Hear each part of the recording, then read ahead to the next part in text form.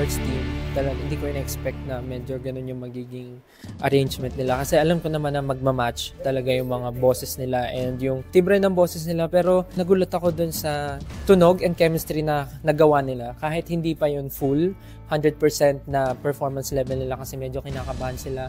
Understandable naman kasi mga bata and first time nila sa ganitong klaseng setup, ganitong environment. So, binigyan ko naman sila ng parang room pa for, alam mo yun, for them na ma-feel pa nila na meron silang kakaharapin na malaking performance. And super excited ako na makita kung ano yung gagawin nila sa stage kasi I know mag-iiba pa yung yung personality nila pagdating sa stage kasi dadating na yung pakiramdam na performance na at laban yun. So, antayin ko yung araw na yun. Pero for now, naging maganda naman yung session namin. Natuwa ako sa pinakita nila and masasabi kong ready na sila for the battle. Sana lang huwag silang kabahan.